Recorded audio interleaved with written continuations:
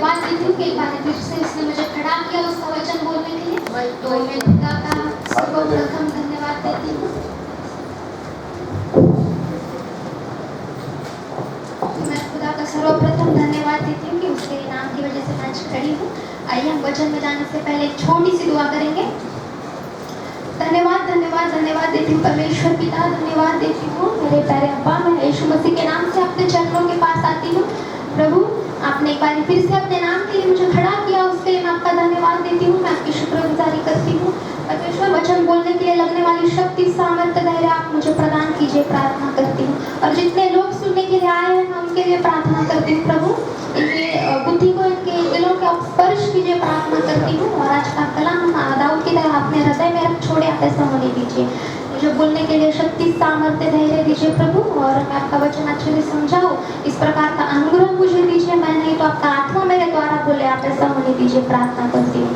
सारी महिमा आदर आपको देती हूँ, इस दुआ को यीशु के नाम से मांगती हूँ पिता, आमीन। तो मत्ती 5 इसका तीसरा वचन देखिए। धन्य है वे जो मन के दीन है, क्योंकि स्वर्ग का राज्य उन्हीं का है। ये सारे जितने धन्य वचन है जो प्रभु यीशु मसीह ने पहाड़ी उपदेश पर हमें बताए हैं, तो ये सब के लिए नहीं है, क्योंकि यहाँ पे वे, उन्हें, जिन्हें, मतलब ऐसे शब्द का प्रयोग किया गया है। ये सब के लिए नहीं है। कुछ ऐसे विशेष लोग हैं जो परमेश्वर अपने कार्य के लिए इन्हें खड़ा करता है, चुनता है। सताव, निंदा, अपमान, परमेश्वर के लिए अन्याय, अत्याचार सहन करना, ये सबके साथ नहीं होता है। परमेश्वर विशेष ऐसे लोगों को चुनता है। एक खुदा की विशेष कैटेगरी की लिस्ट है, जो लोग इस लिस्ट में आते हैं, तो सारे उनके लिए हैं। क्योंकि धन्य है वे, कौन? सब है क्या? नहीं। मन के दीन, मन का दीन। मैं यहाँ पे एक छोटी सी स्टोरी बनाना चाहूँगी, और ये स्टोरी हम सभी जानते हैं परमेश्वर और लूसीफर की। कि लूसीफर को परमेश्वर ने किस तरह से बनाया। लूसीफर एक पहले शैतान होने से पहले वो परमेश्वर का आराधक था, एक स्वर्गदूत था, और परमेश्वर ने उसे बहुत खूबसूरत तरीके से बनाया था। और लूसीफर बहुत ज़्यादा खूबसूरत था दिखने में। उसके मन में एक दिन घमंड आ गया कि वो परमेश्वर के तुल्य है, वो परमेश्वर की जगह बैठना चाहता है। ऐसी गलत मनसा उसके अंदर उत्पन्न हुई। वो अपने आप को बड़ा समझने लगा, वो परमेश्वर के तुल्य समझने लगा। इसलिए परमेश्वर ने उसे स्वर्ग से धरती पर पीछे गिरा दिया। उसके लिए ऐसा कहा जाता है कि हे भोर के चमकने वाले तारे, तुम कैसे स्वर्ग से धरती पर गिर गए। और यीशु मसीह की दीनता थी, वो हमारे लिए स्वर्ग छोड़ के आया, हमारे पापों के लिए उसने बलिदान किया, और उसके लहू की वजह से आज हम जिंदा हैं। तो परमेश्वर दीनों पर अनुग्रह करता है और घमंडियों का सामना करता है। हमें भी छोटा बनना है, जैसे हमारा खुदा हमें सिखाता है। जिंदा परमेश्वर का एकलौता बेटा था यीशु मसीह, पर वो अपने आप को लोगों के सामने क्या प्रेजेंट करता है? मनुष्य का पुत्र, मनुष्य का पुत्र। हम जितना छोटा बनने की कोशिश करेंगे, प्रभु हमें उतना बड़ा बनाएगा, और जितना बड़ा बनने की कोशिश करेंगे, उतने ही छोटे रह जाएंगे। क्योंकि कौन से भी काम की शुरुआत छोटे से ही होती है। इंसान छोटे से ही बड़े पद तक जाता है। अगर कोई हमारी तारीफ करे तो हम कितना खुश हो जाते हैं। हम अपने मन के अंदर एक अलग लेवल पर हो जाते हैं। अगर कोई हमें अच्छा करे तो हम अपने मन के अंदर बड़े बड़े पहाड़ उत्पन्न हो जाते हैं हमारे लिए। इसने मेरे लिए अच्छा कहा, इसने मेरे लिए अच्छा कहा। हम भूल जाते हैं कुछ टाइम के लिए कि प्रभु ने हमें बनाया है, इसलिए हम ऐसे हैं।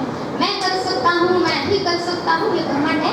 यीशु मसीह था, मेरा खुदा था, इसलिए मैंने किया, ये दीनता है। अगर लोग हमें अच्छा करें तो हम बहुत खुश हो जाते हैं। अगर लोग हमें बुरा कहें तो हम निराश हो जाते हैं। क्यों निराश हो जाते हैं? ताकि हम लोगों के ऊपर डिपेंड है, हम खुदा के ऊपर डिपेंड नहीं है। और जो इंसान खुदा के ऊपर डिपेंड रहता है वो निराश नहीं होता, वो निराशाओं में आशा बांध के रहता है अपने खुदा के साथ। क्योंकि हमारे प्रभु ने कहा है, तुम छोटा बनो, तुम दीन बनो, वह तुम्हें शिरोमणि बनाएगा। तो हमें छोटा बनना है, और खुदा जल्दी आने वाला है, तो उसके लिए हमें तैयार भी होना है।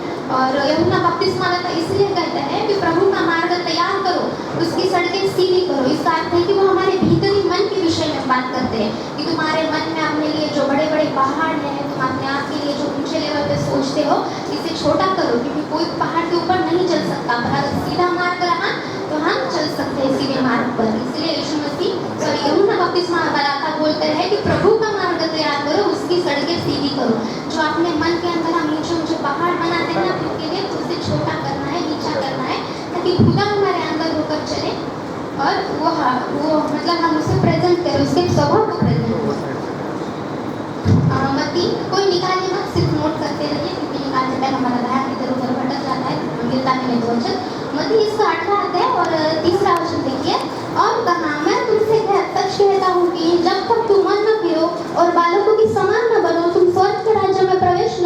पाओगे। अभी भारत पर मोदी सरकार जी का शासन है और भाजपा का शासन है, पर जब हमारा यीशु मसीह आएगा तो पूरी दुनिया पर राज्य करेगा। जब हमारा खुदा आएगा तो हमें वो बादलों के अपने साथ ऊपर लेके जाएगा, क्योंकि उसका पवित्र शास्त्र ही कहता है, कलाम ही कहता है हमसे। पर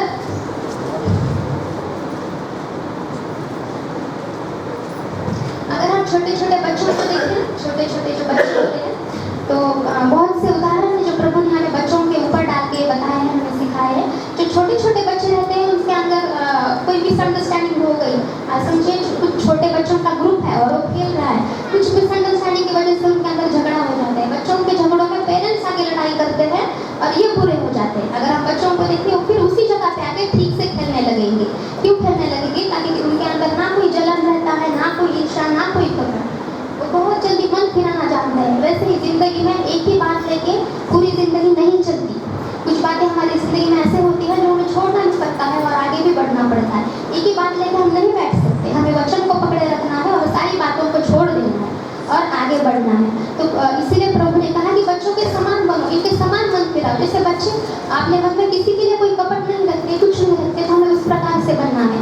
अगर हमने किसी के लिए कपट नहीं रखा, हम अच्छे बने, तो हम धीरे धीरे धीरे खुदा के एक स्वभाव में आते जाएंगे। जैसे हम बाबा ट्रीट करेंगे, कुछ कुछ बातें ऐसे खुदा की जो उसने हमें सिखाई है, धीरे धीरे अगर इसके फॉलोअर्स होंगे तो खुदा आएगा तो हमें जल्दी लेके जाएगा, क्योंकि वह दिनों पर अनुग्रह करता है और घमंडियों का सामना करता है। जैसे लूसीफर का किया, उसने स्वर्ग से धरती पर इसी कारण वो गिर गया। तो हमें दीन और नम्र बनना है अपने खुदा की तरह। नेक्स्ट वचन देखिए,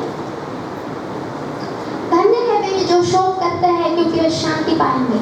शांति का प्रभु, शांति का राजकुमार यीशु मसीह को कहा गया है। अपने दुखों तकलीफों में वो हमें शांत करने वाला परमेश्वर है। अपनी जिंदगी में जो समस्याओं का तूफान आता है उसे शांत करने वाला हमारा खुदा है। इसके एक वचन देखूंगी, पहला शामुएल इसका पहला अध्याय और वचन 12-13। जब वो यहोवा के सामने ऐसी प्रार्थना कर रही थी, तब एली उसकी मुंह की ओर ताक रहा था। हन्ना मन ही मन कह रही थी, उसके होठ तो हिलते थे परंतु उसका शब्द न सुन पड़ता था। इसीलिए एली ने समझा कि वह नशे में है।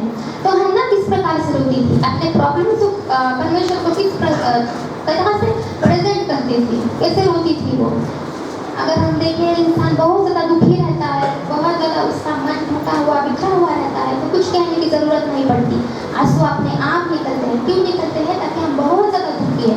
जब दिल से रोते हैं, जब दिल से आंसू निकलते हैं, तो आंसू अपने आप निकलते हैं और कुछ टाइम के लिए दिमागी काम नहीं करता, शरीर पुनः स्तब्ध हो जाता है, चेहरे के हाव भाव चेंज हो जाते हैं अगर हम दिल से रोते हैं तो। इसीलिए प्रभु ने कहा, टूटा मन परमेश्वर के योग्य बलिदान है, वह टूटे और पिसे हुए मन को कुछ नहीं जानता, क्योंकि वो जानता है आंसू कहाँ से आ रहे हैं, तकलीफ कहाँ हो रही है। मन को बहुत तकलीफ होती है जब हम बहुत ज़्यादा टूटते हैं, बिखरते हैं, दुखों का पहाड़ हमारे ऊपर आकर गिरता है। तो खुदा जानता है कि कैसी तकलीफ होती है इनको ये दिल के अंदर, क्योंकि वह मन को देखने वाला परमेश्वर है ना। कैसे प्रॉब्लम्स अपने बताती थी खुदा को, लोगों को बताती फिरती थी कि अपने प्रॉब्लम्स नो। वो डायरेक्ट चर्च आती थी और बैठ के रोती थी खुदा के सामने और अपने आंसुओं से उसे प्रेजेंट करती थी। और यहाँ तक उसे बोलती थी कि तू नशा करके आई है क्या, क्योंकि तो इस अवस्था में है तो लोगों को लगता था वो नशा करके आई है।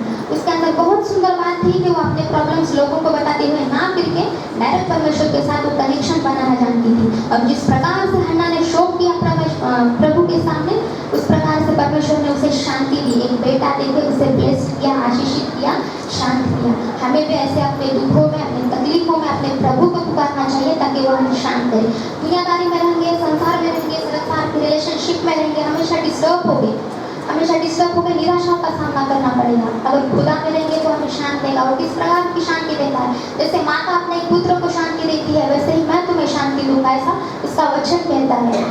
और उसकी शांति जो है हमारे आत्मिक आत्मा को हमें शांत करता है, हमारे दिमाग को वो शांत करता है। जो हमारे दिमाग में औरों के लिए मतलब गलत सलत नेगेटिव होता है, हमारे मन को वो शांत करता है।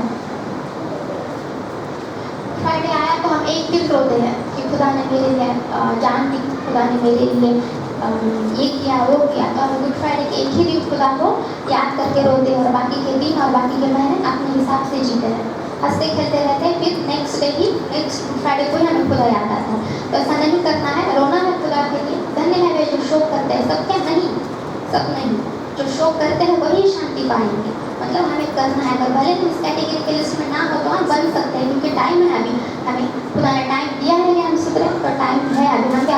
सकते हैं इस कैटेगरी के लिस्ट में। नेक्स्ट वचन देखिए, धन्य है वे जो नम्र है क्योंकि वे पृथ्वी के अधिकारी होंगे। दो प्रकार की नम्रताएं हैं। एक नम्रता है, एक हमारे दो प्रकार की है, एक अंतरी और एक बाहरी। और इंसान जो है वो बाहरी नम्रता को देखता है, अंतरी में। तो परमेश्वर ऐसा नहीं है, उसकी नज़र दोनों साइड में रहती है, इंसान के अंदर भी रहती है, इंसान के बाहर ही रहती है। सच्ची नम्रता ये है कि हम अपने आप को शुद्ध कर रहे हैं खुदा में, हम अपने मन को शुद्ध कर रहे हैं यीशु मसीह में। तो ये है सच्ची प्रकार की नम्रता। मैं यहाँ पे थोड़ा सा मूसा का बोलना चाहूँगी।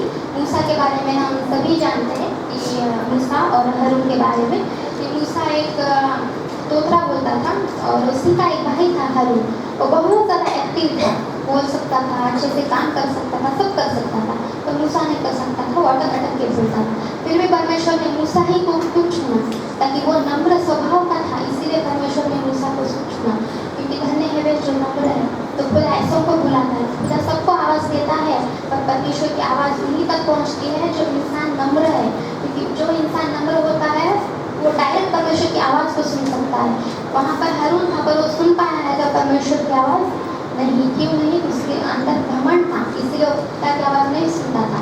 और परमेश्वर ने मूसा ही को चुना और मूसा को ही खड़ा किया अपना काम करवाने के लिए। तो मूसा परमेश्वर से क्या कहता है? मैं तो मुँह और जीभ का भरता हूँ, कहता है लॉर्ड, मैं नहीं कर सकता। तो परमेश्वर का कोप उसके ऊपर भड़का। हम भी जानते कि प्रभु ने थोड़ा उसे गुस्सा किया, नहीं तू ही जाएगा। तू क्यों जाएगा? ताकि तू नम्र स्वभाव है, तू समझ सकता है। तो अपना काम कराने से पहले प्रभु ऐसों को स्टैंड करता है, ऐसे ही किसी को अपनी जिम्मेदारी नहीं देता। जिम्मेदारी देने से पहले वो जांचता है, पहले वो मनों को वो परखता है क्योंकि किस प्रकार के। तो परमेश्वर ने वहाँ पे कहा है कि मैं तेरे मुख्य संग होकर तुझे सब बातें सिखलाता रहूँगा, तू जा। तो इस प्रकार की नम्रता हमारे अंदर होनी चाहिए। हम धीरे धीरे अगर पवित्र आत्मा हमें सहायता करे तो हम आगे बढ़ सकते हैं। और ऐसा नहीं है कि पवित्र आत्मा एक ही या दो या कुछ स्पेशल लोग हैं उनको वरदान दिया गया है, ऐसा नहीं है। पवित्र आत्मा सभी के लिए है, बस हमें सिर्फ खुदा से मांगना है तो वो हमें जरूर देगा।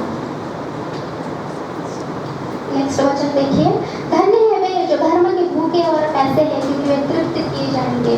धर्म के भूखे और पैसे मतलब यीशु मसीह के भूखे और पैसे, उसके वचन के, प्रार्थना के, उपवास के भूखे और पैसे। और ये भूख प्यास सभी को नहीं लगती। बहुत ऐसे स्पेशल लोग हैं जो उसके नाम के लिए ये सब बातें करते हैं। उपवास पर भूखा रहना अलग बात है, खुदा के वचन के लिए भूखा रहना अलग बात है। हम संसार में रह रहे हैं, संसार की चीज़ें कभी कभी हमें मोहित करती है। और आई थिंक मुझे ऐसा लगता है कि सभी के साथ होता है, ऐसा कोई नहीं है जिसके साथ नहीं हुआ होगा। हम संसार में रह रहे हैं, संसार की वस्तुएं हमें मोहित करती है। कोई भी वस्तु ले लीजिए, गाड़ी, बंगला, घर, कपड़े, कौन सी भी, जब हम उस वस्तु को देखते हैं तो वो हमारे मन में बैठ जाती है और हमें ऐसा लगता है कि वो हमें चाहिए। और जब तक वो वस्तु ना मिले तब तक हम ठीक से खाते भी नहीं, पीते भी नहीं, रात को नींद भी नहीं आती किसी को। मतलब क्यों? हमारी चाह है इन संसार के लिए, इसलिए हम ठीक से सो भी नहीं सकते। और जब वो वस्तु हमें मिल भी जाए तो भी ये खुशी कुछ ही मिनट्स की रहती है, कुछ मिनट्स या 1 या 2 दिन, बस इससे ज़्यादा वो खुशी नहीं रहती। तो हमें ये संसार के लिए कितना जिंदा है और संसार के लिए हमारे अंदर कितनी चाह है, पर खुदा के वचन के लिए ऐसी चाह नहीं है। बहुत से कम लोग होते हैं इस दुनिया में जो इस प्रकार की चाह रखते हैं। और इसीलिए प्रभु ने कहा जो धर्म के भूख और प्यासे, जो उसके धर्म की खोजी है वही तृप्त किए जाएंगे, सब नहीं। तो हमें बहुत ज़्यादा संसार की भूख और प्यास लगती है, तो हमें इस तरह से नहीं बनना है। खुदा के वचनों में रहना है कि वो हमें क्या सिखाना चाहता है। बहुत से ऐसे लोग हैं जो एक दिन भी प्रार्थना ना करें तो उनको लगता है मैंने कुछ तो मिस किया आज, मेरा कुछ तो रह गया आज। और कुछ इस प्रकार के भी लोग हैं जो प्रार्थना करे तो भी उनको कुछ नहीं लगता, ना करे कुछ नहीं लगता। तो हमें खुदा से मांगना है ये सारी बातें। जब तक हम नहीं मांगेंगे तब तक वो हमें नहीं देगा। क्योंकि हम संसार की चीज़ें मांगना जानते हैं, तो हमें ये भी ज्ञान होना चाहिए कि हमें क्या मांगना है खुदा से। तो हमें अच्छा मांगना है और उपवास हमें इसलिए करना कि ताकि प्रभु हमारे अंदर एक शुद्ध मन उत्पन्न करे। हम संसार की बातें मांगते रहते हैं प्रभु से, खुदा ये दे, वो दे, ऐसा दे, वैसा दे। पर जब तक हम अपने हृदय को चेंज नहीं करते तब तक हम स्वर्ग के राज्य में प्रवेश नहीं कर पाएंगे। पर हमें भूल जाते हैं और शैतान जो हमें संसारिक रिलेशनशिप में, संसारिक वस्तुएं में वो हमें बिजी कर देता है और हम वहाँ ही बिजी रह जाते हैं। और जो बात हमें मांगनी खुदा से वो हम नहीं मांगते। तो धन्य है वे कौन जो इस प्रकार की भूख और प्यास रखते हैं अपने खुदा के लिए, वही तृप्त किए जाएंगे। क्योंकि जैसे रोटी शरीर के लिए आवश्यक है, वैसे वचन आत्मा के लिए आवश्यक है, आत्मा की उन्नति के लिए आवश्यक है। नेक्स्ट वचन देखिए, धन्य है वे जो दयावंत है क्योंकि उनके ऊपर दया की जाएगी। जैसे हमारा पिता दयावंत है कि उसने हमारे अपराधों को ना देखते हुए हमें पापों से छुड़ा लिया, अपना बेटा दिया और अपना बेटा उसके लहू की वजह से आज हम जिंदा है। जैसे खुदा ने हमारे ऊपर दया की, उसी प्रकार से हमें एक दूसरे के ऊपर दया करनी है, एक दूसरे के अपराध क्षमा करने हैं। ऐसा खुदा सिखाता है, किसी का न्याय नहीं करना है। हम जिस इंसान को आप जानते हैं, जिस इंसान को आप ठीक से पहचानते हैं, आप उसके बारे में कैसे बोल सकते हैं? आप नहीं बोल सकते उसके बारे में। जब यीशु मसीह के सामने एक व्यभिचारी स्त्री को लाया गया तो यीशु मसीह ने कैसा न्याय किया उसका? सब बोलते थे तू इसका न्याय कर, तो यीशु मसीह कहता था जिसने पाप नहीं किया है वो पहला पत्थर मारे। तो लिखा है कि सब चले गए वहाँ से और खुदा की दया दृष्टि उस पर हुई। तो हमारा खुदा इतना अच्छे से न्याय कर सकता है, दया दिखाता है पापियों के ऊपर, तो हम कौन होते किसी का न्याय करने वाले, है ना? अगर हम क्या कोर्ट के जज है, न्यायाधीश है, हम सबका न्याय करने के लिए, जब हमारा न्याय होगा तब बहुत आसान होता है किसी के बारे में बोलना, और बात जब ऊपर आ जाए तो बहुत डिफिकल्ट होता है ये सारी बातें किसी अनजान व्यक्ति के लिए करना, किसी की मदद करना, किसके टाइम पे उसका साथ देना। ये सब बातें हमने किसके लिए की? लोगों के लिए की, पर इसका अर्थ ये नहीं कि खुदा बोलता है तुमने ऐसों के लिए किया, इसका अर्थ है कि तुमने मेरे लिए किया, मुझे किया। जब न्याय का दिन आएगा तो सारी बातें ऊपर होंगी कि मैं ही आया था। और जरूरी नहीं है कि परमेश्वर हमें आकर ही दर्शन दे, है ना? प्रभु किसी को भी भेज सकता है या वो खुद आ सकता है ना? तो प्रभु को हमें मतलब लोगों को पहचानना है, मदद करनी है, एक दूसरे के काम आना है, दया करनी है, क्योंकि ये सारी बातें मैंने खुदा सिखा रहा है, बस मैं थोड़ा सा एक्सप्लेन कर रही हूँ उसे। नेक्स्ट वचन देखिए, धन्य है वे जिनके मन शुद्ध है क्योंकि वे परमेश्वर को देखेंगे। सब ये हमारे पास बहुत सुंदर सुंदर कपड़े हैं और कुछ कपड़े हमारे बहुत फेवरेट भी होते हैं, और एक कपड़े के ऊपर किसी का दाग या धब्बा लग जाए या फिर खाने पीने की वस्तु का या जूस का, कीचड़ का, किसका भी धब्बा लग जाए तो वो पानी से साफ हो सकता है? नहीं हो सकता। हम उसके लिए महंगे महंगे डिटर्जेंट यूज़ करते हैं, सोप यूज़ करते हैं, पाउडर यूज़ करते हैं कि वो दाग और वो धब्बा वहाँ से हट जाए। वैसे ही हमारे पाप इतने हल्के नहीं हैं कि वो पानी से साफ किए जाए। पवित्र लहू बहना जरूरी था, बिना उसके लहू के हमारे पाप की क्षमा हो ही नहीं सकती। अगर वो लहू नहीं बहाया गया तो हम सारे नरक में जाते थे। इसलिए पिता परमेश्वर ने हमारे ऊपर दया की और अपना बेटा दिया और हमारे सारे जो अपराध है उसने अपने ऊपर ले लिए और हमें बचाया है खुदा ने सारी बातों से। तो किसी का न्याय नहीं करना है, एक दूसरे के ऊपर दया दिखानी है। जैसे हमारा खुदा ने हमसे मोहब्बत की, जैसे हमें हमारे खुदा ने सिखाया कि तुम एक दूसरे के ऊपर दया करो, तो उस प्रकार से हमें दया करना है। और धन्य है वे जिनके मन शुद्ध है। मैं यहाँ पे और कुछ थोड़ा सा एक्सप्लेन करना चाहूँगी। मेरे हाथ में बॉटल है और मैं आपसे पूछूंगी कि इसके अंदर क्या है, तो आप बोल सकते हैं पानी। ये बॉटल है और पानी। आप ये बोल सकते हैं क्या ये पानी फिल्टर का है, नल का है, बोर का है, या इस पानी में कोई बैक्टीरिया जंतु है, आप नहीं बोल सकते। जब तक आप इस पानी को टेस्ट ना करो आपको समझ में नहीं आएगा कि ये पानी कौन सा है। वैसे ही जब तक आप एक इंसान के बारे में ना जानो उसके बारे में आप बोल नहीं सकते। जब तक आप उसे नहीं परखेंगे, जब तक आप उसे टेस्ट नहीं करेंगे, आपको नहीं समझ में आएगा कि इंसान किस प्रकार से है। तो दोष मत लगाओ क्योंकि तुम्हारे ऊपर भी दोष लगाया जाएगा, ऐसा खुदा का कलाम कहता है। अभी समझिए, ये जो बॉटल है ये हमारा बाहरी शरीर है और ये पानी जो है ये हमारा मन है। तो पवित्र आत्मा का काम इस प्रकार से होता है हमारी जिंदगी में। अगर मैं इसे ओपन करूंगी और इसे थोड़ा सा दबाऊंगी और इसके अंदर जो होगा वो बाहर आएगा। इससे क्यों आएगा? ताकि इसके अंदर जो है वो ही बाहर आएगा, पानी की जगह जूस नहीं आएगा बाहर। वैसे ही हमारे मन में जो होता है हमारे मुख से, हमारी वाणी से निकलता है। अगर समझिए पवित्र आत्मा का काम कैसा है, हमारा जो मन है पूरा संसार से भरा हुआ है, संसार की वस्तुओं से, संसार की सारी बातों से भरा हुआ है। तो पवित्र आत्मा क्या करता है, धीरे धीरे इस वाटर को खाली करता है। अभी मैं इसका ओपन करूँगी और धीरे धीरे ऐसे प्रेस करूँगी तो सारा पानी बाहर आएगा। तो पवित्र आत्मा इसी तरह से हमारी जिंदगी में काम करता है। वो धीरे धीरे धीरे करके संसार की अभिलाषाओं सारे छुड़ाता है और संसार के लिए मार डालता है। खुदा ने वो नसीब करता है। जब मैं इसे प्रेस करके पानी वाटर नीचे आएगा तब तक मतलब हमें भी थोड़ी सी तकलीफ होगी क्योंकि हम संसार के लिए मर रहे हैं। तो हमें भी अंतरात्मा में तकलीफ होगी कि हम ये सारी बातें छोड़ रहे हैं जो हमें पसंद है। तो हमें भी तकलीफ होगी और तकलीफ हमें सहन करनी भी है। तो ये पूरी तरह से पवित्र आत्मा खाली करता है और इससे अपने वाटर से भरता है। अपने वाटर से भर के इसे शुद्ध करता है। फिल्टरिंग का काम किसका है? पवित्र आत्मा का है कि वो हमें फिल्टर करता है। वैसे ही धन्य है वे जो मन के शुद्ध है, वे परमेश्वर को देखेंगे। क्योंकि जो इंसान पहले खाली हुआ रहता है, खुदा उसी को भरता है। ऑलरेडी भरा हुआ है, उसे हम नहीं भर सकते। अब ये बॉटल पूरी तरीके से भरी हुई है, इसे मैं फिर से भर सकती हूँ? नहीं, जगह ही नहीं है ना पानी भरने की। तो उसी प्रकार से पहले इसे खाली करना पड़ेगा, फिर खुदा अपनी आत्मा उस पर डालेगा और वो शुद्धिकरण करवाएगा। आज के डेट में सभी फिल्टर का पानी पीते हैं। अगर हमने नल का भी पानी ले लिया तो हम उसे फिल्टर करेंगे, H2O डालेंगे, कुछ जीवन के ड्रॉप्स डाल के ही हम उसे पीते हैं। वाटर का शुद्धिकरण करके पीते हैं, वैसे पीते हैं या नहीं। अशुद्ध पानी पीने से हमारा स्वास्थ्य खराब होता है, इसलिए हम वाटर नहीं पीते। तो अशुद्ध लोगों को खुदा अपने राज्य में बुलाएगा क्या? नहीं। जब तक शुद्धिकरण नहीं होगा, जब तक हम अपने मन में परिवर्तन नहीं होंगे, तब तक हम स्वर्ग के राज्य में नहीं जा सकते।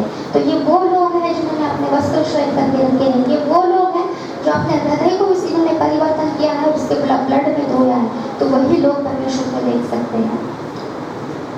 और मैं यहाँ कुछ बताना चाहूँगी कि पवित्र आत्मा और शैतान,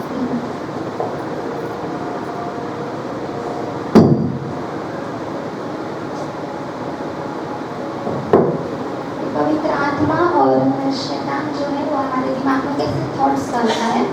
समझिए, आज हमने कुछ पाप किया, आज हमने कुछ गलती की, तो हमें कौन बताता है? पवित्र आत्मा बताता है कि देख तू यहाँ गलत था, तूने गलत किया, तो प्रभु के पास जा, माफी मांग, तो तू बचाया जाएगा। उसके लहू से तू शुद्ध होगा और तेरा मन साफ होगा और तू धीरे धीरे खुदा में आगे बढ़ेगा। उससे गलती हुई तो प्रभु के सामने जाके मांग उससे।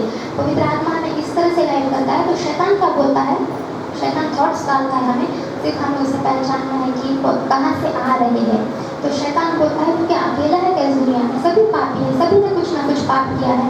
तो शैतान हमें आज एक पाप करने को लगाएगा, कल एक पाप करने को लगाएगा, परसों के दिन, फिर ये सारे बातें होते रहेंगे और हमारे अंदर परमेश्वर का भय ही नहीं रहेगा और हमारा मन पाप में डूब जाएगा और हम खुदा के लिए खुदा का भय हमारे अंदर नहीं रहेगा और हमें पाप ही करने को मन करेगा और हमने जो बोया था वो नाई के दिनों में काटना है। फिर हमें बहुत मुश्किल जाएगी उस टाइम में। तो हमें ध्यान देना है कि थॉट्स कहाँ से आ रहे हैं, ये पवित्र आत्मा दे रहा है या शैतान दे रहा है। हमारा मुकाबला किसी इंसान से नहीं, शैतान से है। हमें उससे लड़ना है, उससे फाइट करना है।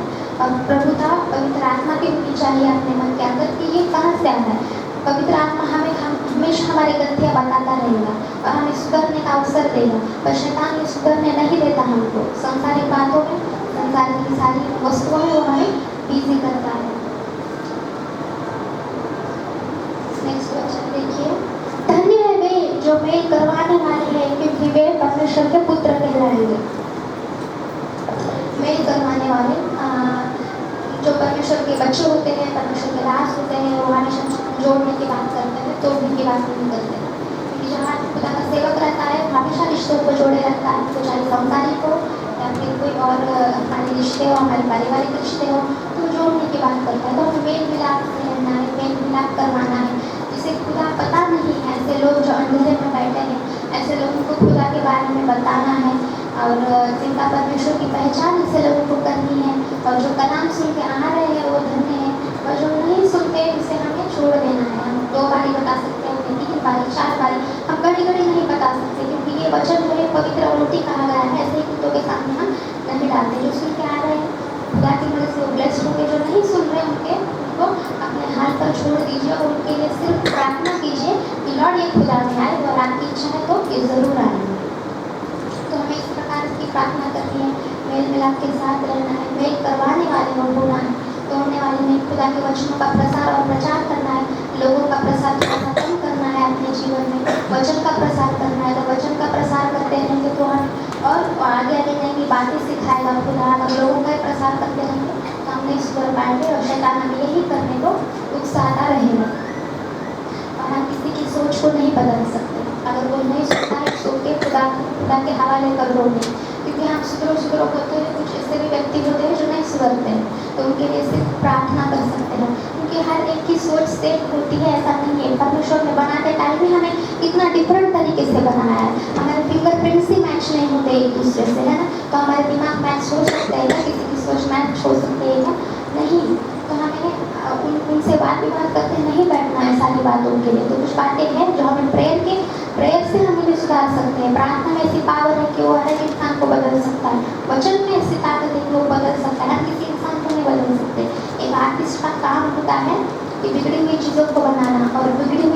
को संवारने का काम जो होता है वो खुदा का है, पवित्र आत्मा का है। नेक्स्ट तीनों वचन देखिए, मत्ती 5 इसका 10, 11, 12 मैं तीनों एक साथ एक्सप्लेन कर रही हूँ।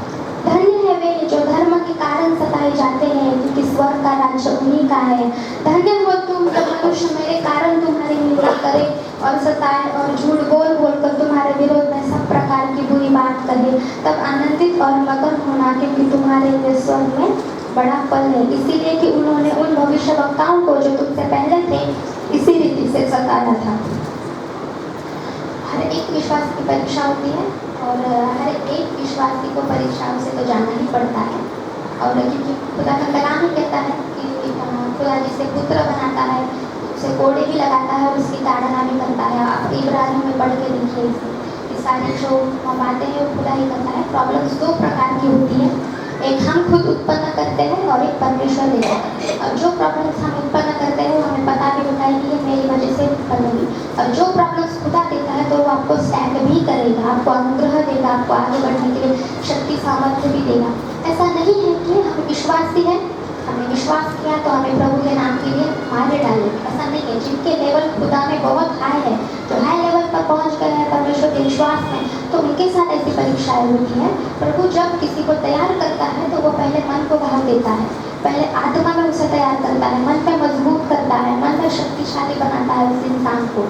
ये बाद में शरीर पर घाव आते हैं, खुदा ही जानता है मन के घाव जल्दी नहीं भरते, शरीर के घाव एक टाइम भर जाते हैं पर मन के घाव जल्दी नहीं भरते।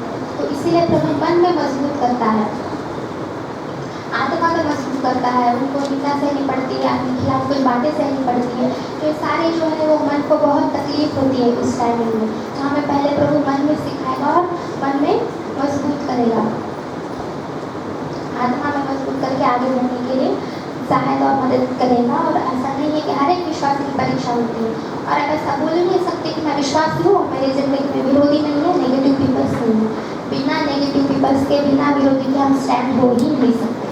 तो यही मेन लोग होते हैं जिनकी वजह से खुदा हमें स्टैंड करता है।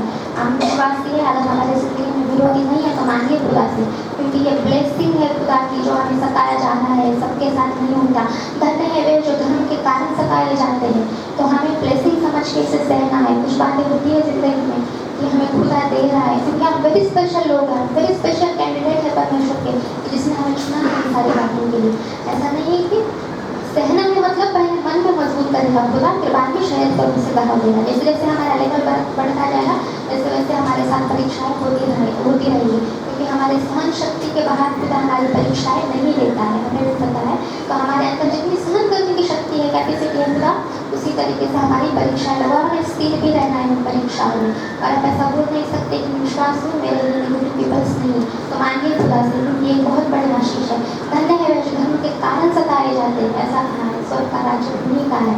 मतलब जो सताव दे रहा है और जो सताव सहन कर रहा है, जो सताव सहन कर रहा है उसे तो खुदा आगे लेके चला जाएगा, पर जो सताव दे रहा है उसका मुकाबला किसी इंसान से नहीं, जीवते परमेश्वर से है। क्योंकि ये वो दुल्हन है जो अपने दूल्हे की बाट जोड़ती रहती है, और अपने सारे जो वस्त्र है उन्होंने अपने खुदा के लहू से उन्होंने श्वेत करके रखे हैं। तो खुदा की सेकंड कमिंग के लिए ये लोग तैयार हो रहे हैं, अपने आप को प्रिपरेशन कर रहे हैं। ये वो दुल्हन है खुदा की जिन्होंने अपने वस्त्र श्वेत करके रखे हैं और खुदा की बाट जो रहे ये लोग। और शैतान आकर अगर उसके ऊपर डाक लगाने की कोशिश करे तो यीशु मसीह शांत नहीं बैठेगा, क्यों नहीं, ताकि उन्होंने ये लोग जो है उन्होंने अपने दुल्हन के ऊपर हाथ डाला है।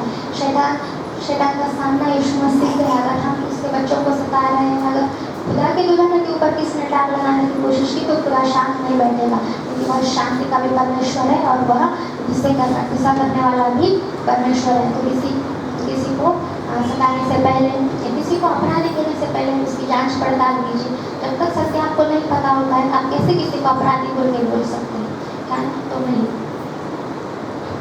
धन्य है हम लोग जो हमारे लोगों की निंदा होती है, क्योंकि ये सबके साथ नहीं होता है। और जो लोग निंदा करते हैं यही मेन लोग होते हैं जो हमारी निंदा करके हम स्वर्ग के राज्य तक पहुँच जाते हैं, क्योंकि ये सबके साथ नहीं होता है।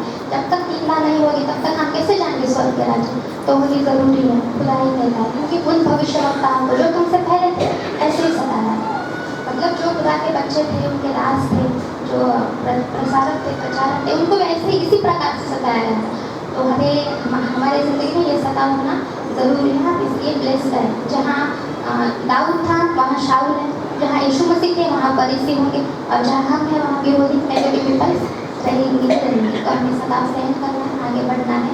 और परमेश्वर का धन्यवाद देती हूँ सुंदर से वचन के लिए। उसने एक बार फिर सब जो खड़ा किया, सब विवेक बुद्धि दी लगते वाक्य वचन बोलने के लिए। मेरी तबीयत ठीक नहीं थी, फिर भी खुदा ने अपने मंदिर में मुझे बुलाया, इसका वचन वो उसने मेरे मुँह से ले लिया। मुझे नहीं लगा कि मैं आज कुछ बोल पाऊँगी भी या नहीं। मैं बहुत वीक हो गई थी, तबीयत ठीक नहीं थी मेरी, गारंटी नहीं थी कि आ पाऊँगी भी या नहीं। पर खुदा की दया थी, उसकी दया की वजह से मैं आज आप लोगों के सामने, और मैं भी आप ही की तरह हूँ, और आप में से एक हूँ, परमेश्वर की बेटी हूँ, जिससे खुदा ने चुना है। प्रभु ये सारे वचन फॉलो करने के लिए मुझे भी सिखाए, और आप लोगों को भी परमेश्वर अनुग्रह दे, आशीष दे कि हम इसके वे पर चले, क्योंकि वह जल्दी आने वाला है, तो हमें उसके लिए तैयार भी होना है। मैं दिया संकल्प का धन्यवाद देती हूँ कि उन्होंने मुझे अवसर दिया वचन बोलने का। एक आंटी का भी धन्यवाद देती हूँ, और सारी पास्टर कम्युनिटी, सारे मेम्बर्स, सभी का मैं बहुत बहुत धन्यवाद देती हूँ कि आपने मुझे अवसर दिया।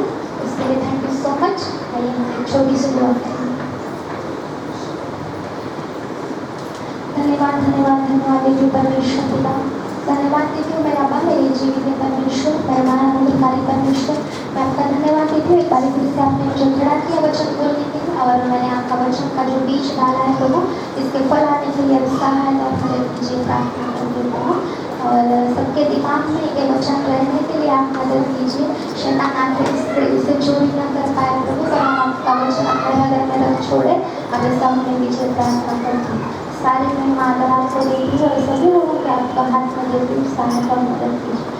सारे महिमा अगर आपको देती हूँ, इस दुआ को यीशु के नाम से मांगते हैं।